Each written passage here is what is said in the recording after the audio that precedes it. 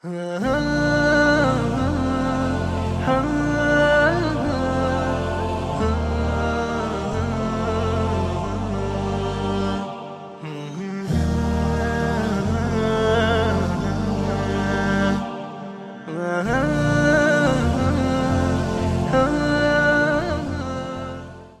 miq, vëllezër dhe motra, asalamu alaikum. Veçanërisht ju që e keni pritur me shumë mall këtë muaj dhe po e përcjellni me ibadete dhe adhurime të shumta. Do të jemi sot së bashku për disa minuta për të folur për një sëmundje me të cilën nuk po shpëtojmë dot, nuk po shërohemi dot prej cilës.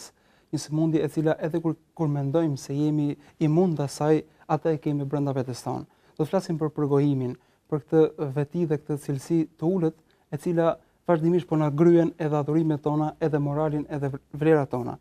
Dhe për të njohur më tepër me detajet e këtij fenomeni, se mund të themi kështu, do të jemi me hoxhën nderuar Hoxh Gentian Mara. Hoxh, selam aleikum se vini. Wa aleikum selam wa rahmatullah, mirë se vini. Hoxh, përgojimi është një term i cili shpesh po themi nuk kuptohet ose nuk kapet. Mendojmë se përgojimi është vetëm folja keq ndaj tjetrit ose nënçmimi i tjetrit. Ndërkohë kemi një përkufizim në shkencat islame se çfarë konsiderohet përgojim. Bismillahirrahmanirrahim. Alhamdulillahi rabbil alamin, bihi nasta'in, nusalli wa nusallim ala al-mab'uth rahmatan lil alamin sayidina Muhammad wa ala alihi wa sahbihi ajma'in wa ba'd. Falënderimet i takojnë Allahu subhanahu wa taala, sikurse meriton Allahu të falënderohet, të madhrohet, të lavdrohet. Përshëndetet tona më të përzemërta shkojnë mbi vulën e profetëve Muhammedin alayhi salatu wasalam, i cili na mësoi se si të ndërtojmë shoqëritë tona dhe se si të ruajmë prej këtyre sëmundjeve të rëndomta, mbi familjen e tij që patën nderin të jenë familjarët e krijesës më të dashur, shokët e tij eminent dhe besnik, dhe mbi mbarët ata të cilët e ndjekin dhe pasojnë këtë udhë të ndritur deri në ditën e tyre të fundit. Ai i cili e përkufizon përgojimin është vetë profeti Muhammed alayhi salatu wasalam. Kemi një hadith Kemi konkret i cili përkufizon përgojimin, ajo që termi me cilin ne jemi mësuar, domethënë gibet. Ashtu sikurse ju e përmendët, njerëzit kanë krijuar të përshtypjen që përgojim është të shash apo të nënçmosh tjetrin e tjerë me radhë, ku në të njëjtën kohë mund të jetë edhe diçka tepër normale përgojim. Tek profeti alayhi salatu wasalam një ditë prej ditësh vjen një person i cili përmend dikë. I thot profeti alayhi salatu wasalam, pra flet diçka për tjetrin. I thot profeti alayhi salatu wasalam që ti ke thënë një fjalë, e cila nëse do të përzihej me ujin e detit, do t'i ndryshonte vetitë e tij. Pra qoftë kjo ngjyra, qoftë kjo shija, përcaktoj me krijesën më të madhe, se themi, oqeani i detit. Domethënë nga këtu pjesa më e madhe e rrezullit. Po na tregon dëmin e tij. Dhe thot profeti alayhi salatu wasalam, i thot përgojimi, pra pasi ky nuk arriti ta kuptoj që çfarë që ka kjo vepër kaq e madhe të cilën unë pas kam bër, ndërkohë që thash një realitet. Pra i dërguar i Allahut tha, unë thash një realitet, thash një të vërtetë. Diçka të cilën ai e ka. Sa jo diçka të paqen. Tha, nëse do të kishe thënë diçka që ai nuk e ka, do të quhej shpifje. Por duke qenë se the diçka të cilën ai e posedon, ose ajo e posedon, kjo quhet tha përgojim. Apo si rasti Aishës radhiyallahu anha, ku një ditë prej ditësh vizitohet domethënë nga një prej bashkëshorteve të profetit alayhi salatu wasalam, dhe kur nis të largohet Sofia radhiyallahu anha, ishte e shkurtër. Pra kur ti kërkon të tregosh që është e shkurtër, dhe i bëri me shenjë që i dërguar i Zotit është e shkurtër. Ka disa fjalë që ka bërë me shenjë sikur një plumb, domethënë është shumë e shkurtër. Thotë Aisha, përmende një fjalë dhe thej një term, nëse do të përzihej me ujin e detit do ta kishte ndryshuar atë. Pra thash një realitet. Thotë përgojimi është ta përmendësh tjetrin për diçka që e ka, jo diçka që nuk e ka, por të përmendësh për tjetrin diçka të cilën ai e ka në mungesë të tij, duke qenë se ai nuk e preferon diçka të tillë. Pra ky është përgojimi që duhet të ruhen njerëzit prej tij. Pra ka shpesh njerëz të cilët thonë, unë këtë ja them edhe në sy. Dakor, kur tjetër ai prezant thuaj në sy. Duke treguar se është një lloj guximi, sikur po bën diçka një ligjërim të veprimit. Pra sikur po kërkon ta ligjërojë veprimin e tij dhe thotë që unë shikoj se unë këtë ja them edhe në sy se kam ndonjë problem të madh. A thua se po kërkojnë tani të hapemi shpatullash me njëri tjetrin se ti ja thua apo nuk ja thua. Ne po flasim për një të drejtë të individit që një ditë prej ditësh ka për ta marrë tek Zoti i gjësisë. Pra kjo e drejtë është pikërisht përgojimi, të përmendësh tjetrin për një realitet apo për një fakt të cilin ai e disponon. Po me cilin nuk është i kënaqur nëse ja përmendin. Nuk është i kënaqur nëse ti e përfolë. Pra ky është përgojimi dhe padrejtësia që i bën krijesa krijesës. Ndërkohë dihet pak a shumë se përgojimi është diçka e dënuar, diçka jo e pëlqyer dhe diçka e cila është e ndaluar në Islam, por realisht si e trajton, pra po themi çfarë sa e rëndë është gjunahu në këndvështrimin islam. Këtë na përmend Zoti i Gjithësisë në surën Huxhurat kur flet rreth 3 smundjeve më të mëdha që shkatrojnë një shoqëri. Ne kemi folur bashk për të parën e tyre, e cila ishte paragjykimi, e dyta vjen hulumtimi në tmetat e të tjerëve, pra pasi e paragjykon tjetrin apo mendon keq për tjetrin, vjen tek e dyta që quhet hulumtimi, kërkon fakte dhe vim tek pjesa e tretë ku Zoti i Gjithësisë thot wala yaghtab ba'dukum ba'da ayuhibbu ahadukum an ya'kula lahma akhihi maytan fakarihtumu. Të mos e përgojojë ndonjëri për jush njëri tjetrin, pra mos e përgojoni njëri tjetrin. A dëshironi të hani mishin e vëllait tuaj të vdekur? Diçka e nevritshme si krahasim. Dhe ju këtë domethënë nuk e pëlqeni, thot. Pra e urreni, është mos e normale. Diçka që të gjithë e urrejnë. Një njeri normal nuk mund ta diskutojë asnjëherë që të ushqehet me mishin e njeriut. Me mishin e baktisë ne kemi të ndaluar të ushqehemi. Shiko se çfarë na sjell Zoti i Gjithësisë, domethënë sa larg na çon, sa dëshiron të na largoj prej diçkaje të tillë. Apo rasti ku profeti Muhammed alayhi salatu wasalam shkon në një xhenaze dhe duke u kthyer 2 persona po bisedonin, po përgojonin.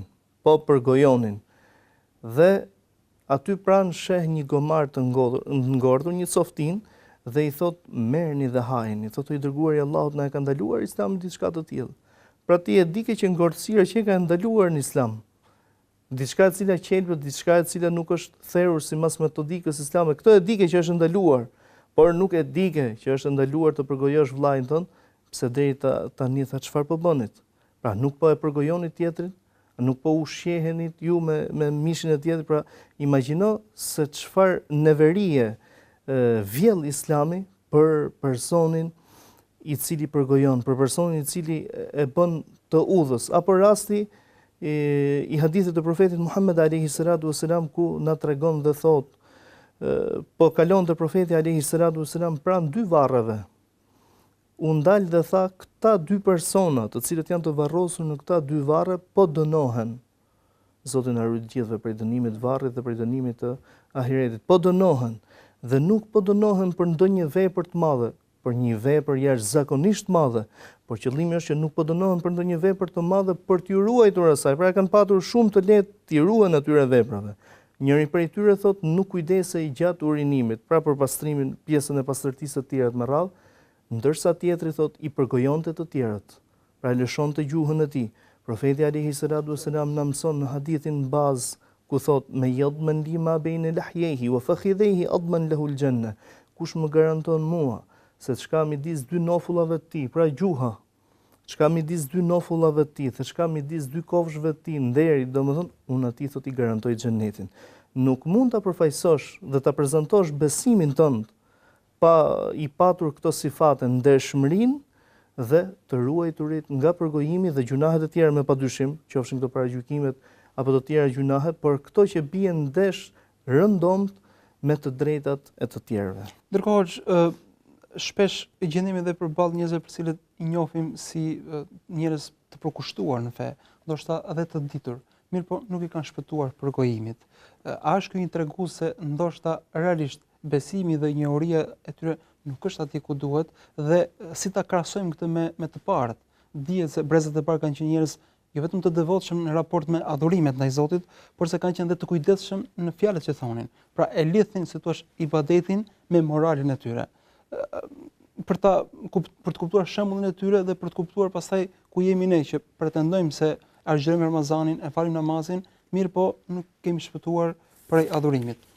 Shpesh në punë të shumta, në vepra të ndryshme, gjejmë persona të cilët drejtojnë një pyetje, pse ne nuk e ndjejmë, qoftë kënaqësinë apo idhësinë e një vepre të caktuar.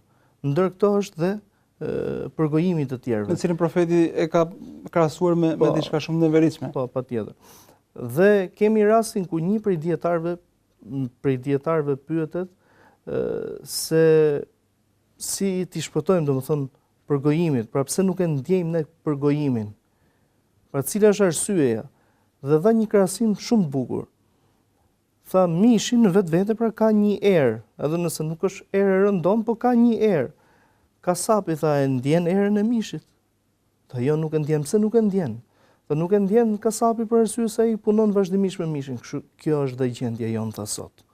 Ne të gjithë kemi përhapur përgojimin, pra që edhe diturit nuk po shpëtojnë nga përgojimi, por ne duhet bëjmë një reformë si shoqëri e gjitha, të ndihmojmë njëri tjetrin në arsyet e përgojimit, sepse përgojimi nuk është vetëm të flasësh për tjetrin, por edhe të dëgjosh për tjetrin.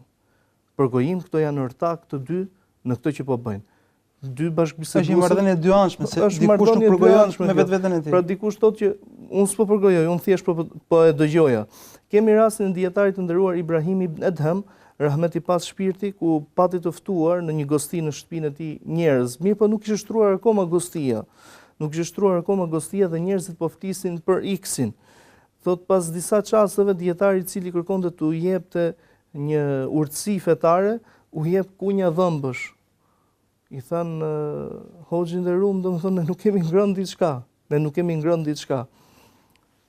Të parët tha e kanë patur zakon të fillonin me sallatat e tjera me radhë fillimisht, ndërsa ju tha fillonin me mishin, fillua domethënë po hani mishin e atit, që po e përgojoni, nuk po e kurseni. Pra nuk është më e pakët se ta hash pas shpine këtë person. Ju po hani mishin e atit, ndaj ju thash nga një kunj dhëmbësh. Pra të parët jetonin me frikën e këtij përgojimi, jetonin me atë që t'i shuan të mirat, t'i merr sevapet e ditës, t'i merr sakrificat e natës, ta merr atë që profeti alayhi salatu wassalam thot men lam yada qawla zur wala amala bi falaysa lillahi hajatan fi yada ta'amahu wa sharabahu, duke qenë se jemi në ditët e Ramazanit, thot ai i cili nuk e braktis dëshminë e rrejshme, fjalën e rrejshme dhe veprimin me të, gjithçka që lidhet domethënë në këtë kontekst, le ta di se Allahu xhelle xhelalu nuk ka nevojë që ky të braktisi ushimin dhe të braktisi pijen e tij. Pra ishin tepër koshient se çfarë do thotë të përgojosh tjetrin, do thotë të mos jesh i sinqert me veten. Ti dëshiron për tjetrin atë që dëshiron për veten, a do të dëshiroje për veten tënde që dikush të përgojonte? Nuk do ta dëshiroje. Askush nuk do ta dëshironte diçka të tillë me dëshirën e tij të lirë. Atëherë pse lejon që tjetri të përgojohet? Pse ja lejon vetes që ta përgojosh tjetrin? Me tjera me radhë, domethënë, ishte një veprim i qortuar në mënyrë të vazhdueshme nga dietarët. Kemi rastin konkret Imam Buhariu në rahmeti pas shpirtit, domethënë një rast i shquar kur e pyesin hoxhin nderuar, duke qenë se punoi edhe në fushën e hadithit, domethënë ishte një fushë tepër specifike ku ka të bëjë pikërisht të flasësh për të tjerët. Pra ky përgojimi. Dhe Imam Buhariu në shumë raste, duke qenë se fliste vetëm për transmetuesit e hadithit, thonte është thënë për te se është gënjeshtar. Gjithmonë kur thonte Buhariu që është thënë për te se është gënjeshtar, pra ishte gënjeshtar. Po për të mos akuzuar ai vetë, thua. Dhe kur e pyetën, jo, ishte i sigurt domethënë se ky është gënjeshtar. Ky është gënjeshtar. Dhe kur e pyetën Imam Buhariun rahimahullah, se pse ti thu që është thënë dhe nuk thuaj që ky është, ndërkohë që ti e ke njohur.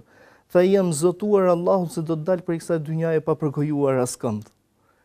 Pra, për hir të besës, të amanetit të diturisë dhe për ta nxjerrur në pa të vërtetën e diturisë, unë them, pra e jap gjykimin tim, them është thënë. Por në të njëjtën kohë unë nuk them që unë them që ai është i tillë të tjera me radhë. Se pozita ishte e tillë që duhet tregonte se kush i transmeton. E kishte të detyrueshme. E kishte mos të detyrueshme. Në të njëjtën kohë thonte, jo, unë nuk them se unë them, por është thënë. Pra e plotësonte amanetin e diturisë, në të njëjtën kohë plotësonte amanetin e zotimit të tij që ishte zotuar se do të dalë prej kësaj dynjaje pa e përgojuar askënd. Dhe me që dolëm tek rasti i Buhariut, cilat janë ato raste në të cilat ndoshta është e nevojshme që dikush të sensibilizojë njerëzit ndaj një problematike ose ndaj një personi të caktuar dhe cilët kanë të drejtë që ta bëjnë këtë. Atëherë shpesh kemi të bëjmë me raste kur njerëzit mund të binë pra të dëmtohen me veprime të caktuara apo me njerëz të caktuar, Dhe kjo ka ndodhur për gjatë gjithë historisë së Islamit, do të ndodhë edhe sot e kësaj dite. Por ne nuk duhet ta hapim këtë derë, pra të themi të tjerëve shiko, se në rastin kur kemi një person i cili është gënjeshtar, kemi një person i cili është mashtrues, kemi një person i cili tjetër shpreh, në tjetër gjë fton, por pas krave, domethënë ai të bën diçka tjetër, pra e nxjerr fen si fasade të tjera me radhë, nuk duhet ti motivojmë njerëzit dhe t'i nxisim që të flasim për të tjerët, por atëherë kur është e nevojshme të flasim për një problematik, pra nuk kemi punë me një individin, por një problematik që do të personifikohet nga individi, por në realitet ne nuk kemi punë me individin, pra në rastin konkret, është e detyrueshme të flitet për aq sa është nevoja. Pra nëse na duhet të themi që shiko, se ky filani i cili po e flet një diçka të tillë, qoftë kjo në aspektin e fesë, ai mund të jetë në dëshmi të rrejshme, nuk quhet përgojim, për sa kohë ndihmon drejtësinë, domethënë drejtësinë në të gjitha aspektet e saj, si rasti kur vjen sahabia tek profeti alayhi salatu wasalam dhe e pyet ai dërguari i Allahut, më ka kërkuar për martesë Muawiya ibn Abi Sufjan dhe filani. Këtu tani kemi të bëjmë njohurinë të cilën ti duhet ta përcjellësh në lidhje me këto persona, është e detyrueshme. Pra në vetvete është përgojim, por është i detyrueshëm.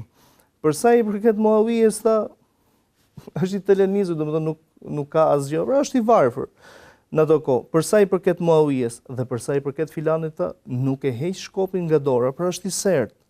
Zgjidh dhe merr, pavarësisht se femra e mori përgjigje, nuk zgjodhi asnjërin prej tyre.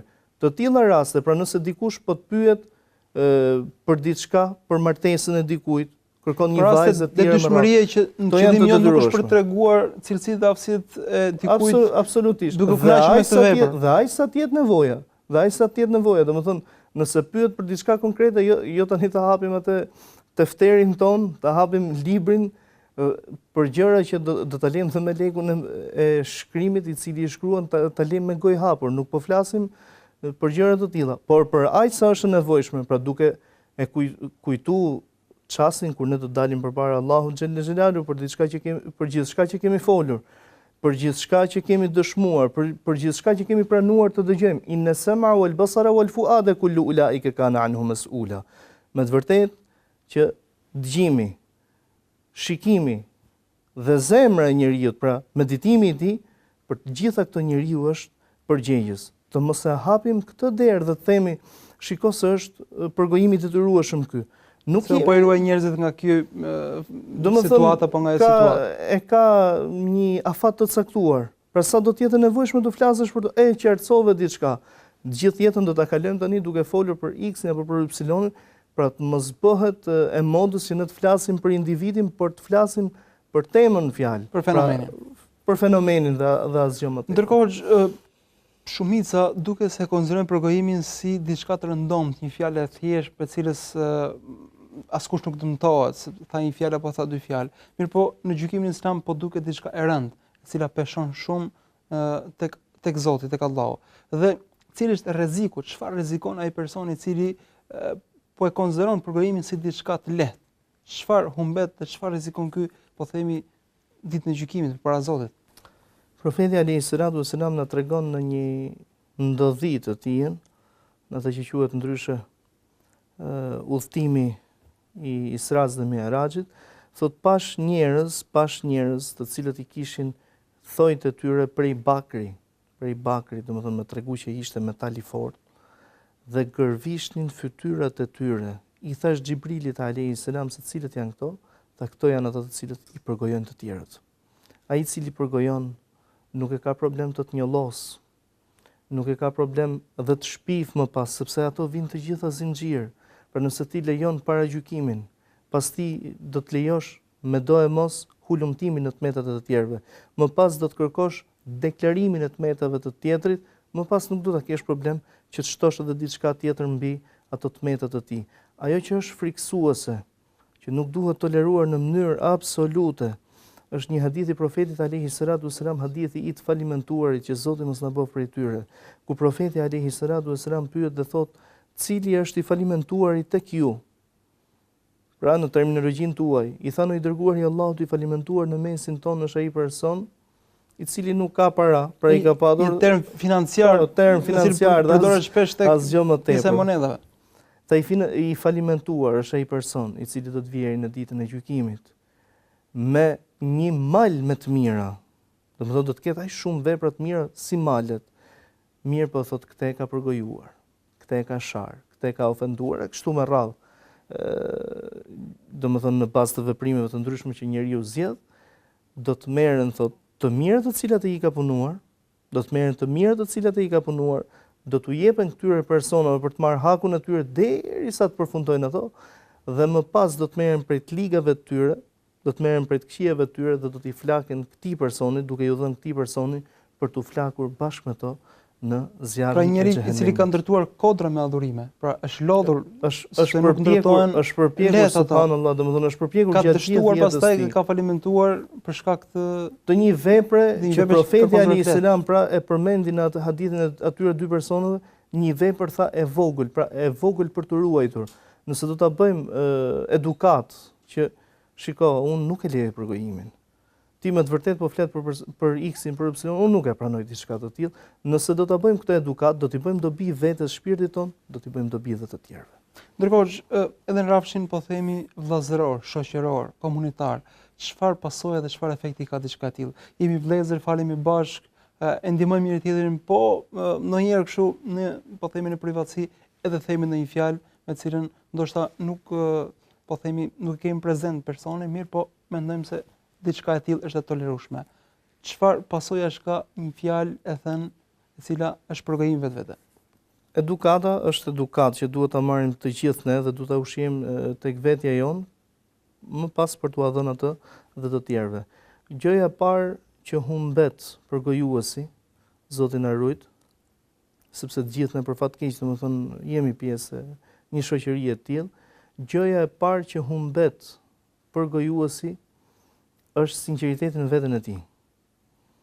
Pra, kur ti nis dhe përgojon tjetrin, fillimisht nis me shokun, nis me të afërmin, më pas duke humbur kohë, sepse nga lind, domethënë përgojimi të tjerëve, lind nga fakti që ti nuk ke se ku ta shpenzosh kohën tënde. Nuk po angazhohesh me diçka të dobishme. Nuk angazhohesh me diçka të hajrit, me diçka të dobishme, sepse po ta shohim në jetën e profetit Muhammed alayhis salam, nga agimi dhe deri në mbrëmje, ka aq shumë edukata dhe ka aq shumë dhikre dhe përmendje të ndryshme të Allahut subhanahu wa taala, sa sinqerisht nuk do të gjesh më kohë të bisedosh për gjëra të kota me dikë. Mirë po duke i anashkaluar të gjitha këto, duke e lënë veten tënde të lirë, nis më pas do të plotësosh këto boshllëqe nëpërmjet diçka e cila është ndaluar. Gjëja e parë që humbet përgojuesi është vetja e tij. Ky ka humb veten. E dyta është edukata që na jep në shoqëri, sepse ky do të jetë shembulli negativ. Shembulli negativ, si rasti në kohën e profetit alayhis salam, kur u pyeti rreth një femre dhe u tha i dërguari i Allahut, filania përmendet për adhurimin e saj. Është femër e cila adhuron Zotin shumë. Mirë po në të njëjtën kohë i cënon komshijet dhe fqinjet e saj me gjuhën, pra me përgojimin e tjera me radhë që dikur konsiderohej kjo si një drejtë ekskluzive e femrave përgojimi. Sot ka kaluar më shumë tek burrat për fat keq. Jem burrat që përgojojnë më tepër se sa femrave, kur e lutim Zotin ta përmirësojë gjendjen tonë. Dhe tha, ajo është tek dëshmia e njerëzve. Pra çfarë thon njerëzit? Dëshmojnë të kundërtën. Ajo është tek dëshmia e tyre. Dhe kur thanë i dërguari i Allahut filania, është një femër mesatare, nuk quhet për ndonjë adhurim të veçantë. Për një muslimane e denj, po jo ndonjë adhurim i veçantë, por në të njëjtën kohë njerëzit e lavdrojnë, komshijet dhe fqinjet e lavdrojnë, dëshmojnë mirë për të, flasin mirë për të, pra thonë që nuk i cënon. Morali i saj dhe fjalët e saj ishin të kujdesshme, të zgjedhura. Janë konform adhurimit. Adhurimi yt duhet të përkthehet në veprat tua. Pra ku janë veprat tua? Dhe një ndër këto vepra është pikërisht gjuha. Është gjuha, tha ajo është tek ajo çfarë dëshmojnë njerëzit për to. Pra ne shkatrojmë një shoqëri duke leju përgojimin, ne shkatrojmë një shoqëri të tërën. Ne do të rrisim breza nëse ne do të lejojmë Dhe herë do t'ja kujtojmë vetes, apo të përkujtojmë njëri tjetrin se është një krim, sepse në vetvete është një krim, pra është një krim tepër i rrezikshëm që i kanoset kësaj shoqërie, fëmijët tanë, bijtë tanë nuk do ta mohojnë fare. Nuk do ta mohojnë fare si normalitet. Sepse ne në familje i kemi mësuar, domethënë, kemi sjellur shembullin e filanit dhe fistekut. Ai e ka dëgjuar prej teje. Do të jemi ne ndërtuesit e të keqes. Pra ai i cili këtë fenomen kaq të rrezikshëm e bën pjesë të pandashme të jetës së tij, është shkatërruesi i shoqërisë në total. Dhe duhet kemi frikë Allahun të gjithë ne dhe ditën kur do dalim përpara Zotit, kur nuk do të flasin më gjuhët tona, por do të flasin veprat të cilat janë shënuar për atë ditë.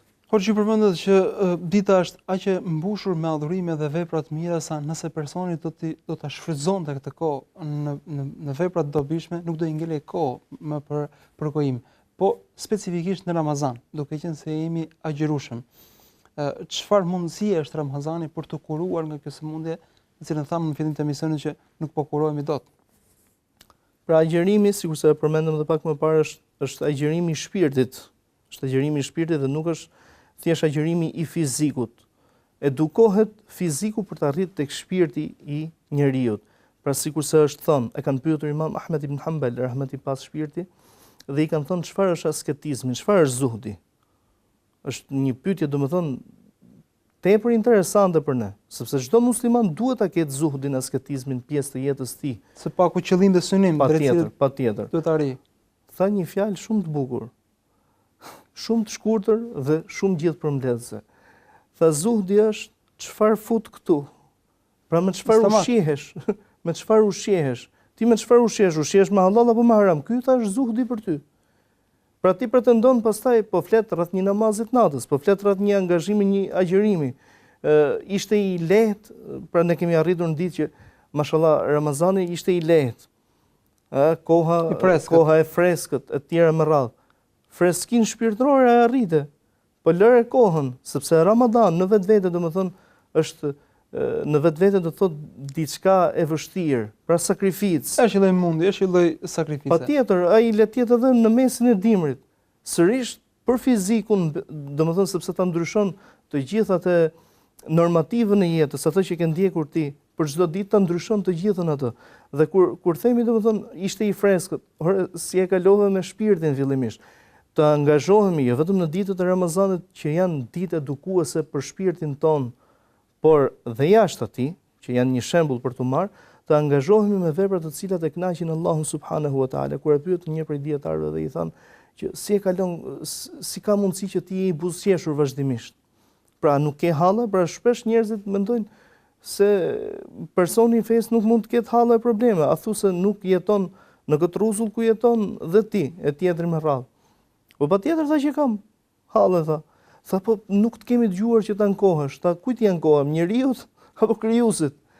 Tha si e kalon kohën tënde, pra si ka mundësi që je kaq i buzëqeshur, sepse duhet të kesh një buzëqeshje në shpirt. Tha është shumë e lehtë vllai im, tha. Kur dëshiroj tha që unë t'i flas Zotit, falem. Dhe kur dëshiroj që Zoti të më flasë, më këndoj Kur'an. Pra Kur'ani është fjala e Zotit. Apo të flet Zoti, se i merr si mesazhe që vijnë për Zotit për veten e tij. Se shpesh i lexojmë për të tjerët, për ata, jo për veten. Ndaj është ajo fjala domethënë që i mashtruar është ai person që i barazohen i ka të njëjta dy ditë, të djeshme dhe të sotme. Pra nga dita në ditë të përmirësoj njeriu për më mirë. Dhe ditët e Ramazanit janë ditët kur më shumë të njeriu duhet përpiqet të ndryshojë. Për të trashëguar këto dhe pas Ramazanit, si rasti konkret ku profeti alayhi salatu wasalam e mëson agjëruesin domethënë në mënyrë të veçantë ku thotë kur dikush prej jush të jetë agjërues. Pra të jetë dita e agjërimit të tij dhe dikush e cënon, mund ta shaj, mund ta ofendojë apo të tjerë me radhë, le të thotë unë jam agjërues, pra me krenarinë më të madhe unë jam agjërues, pra të japi mesazhin e fesë, pra unë jam muslimani. Unë jam ai i cili e përfaqësoj domethënë këtë agjërim. Unë jam ai i cili e ruaj gjuhën, unë jam ai i cili e di se për gjuhën time jam përgjegjës, për gjithçka që del, për gjithçka ti mund të pendohesh, por përgojimi nuk është diçka, domethënë e drejtë ekskluzive e Zotit. Zoti të fal mëkatet që kanë lidhje të drejtë për drejtë me Zotin e gjithësisë, por mëkatet dhe gjunahet të cilat kanë lidhje me krijesat e Zotit na nevojitet për pranimin e pendimit, na nevojitet në mënyrë të veçantë të kërkojmë hallallikun dhe tek të tjerët pra të na e bëjnë halal dhe të tjerët veprimin, pra në qoftë material të kompensohet dhe në qoftë ky si morali, domethënë, morali sjellja të bëhet halal dhe të falet nga ana e tjerëve. Hoç Zoti shpëlet. Zoti ju nderoj dhe juve. Ndërsa miq, këto ishin minutat e emisionit sotëm, folëm për përgojimin, për këtë vetime të cilën shpesh na prek të gjithëve dhe Ramazani është pikërisht momenti i duhur për të shpëtuar prej kësaj vetie kaq të ulët. Ramazani është pikërisht po themi periudha ku na kuron shpirtin ton, na freskon zemrën dhe besimin ton. Zoti shpëlet që na ndoqët. Selam aleikum, mirë takofshim.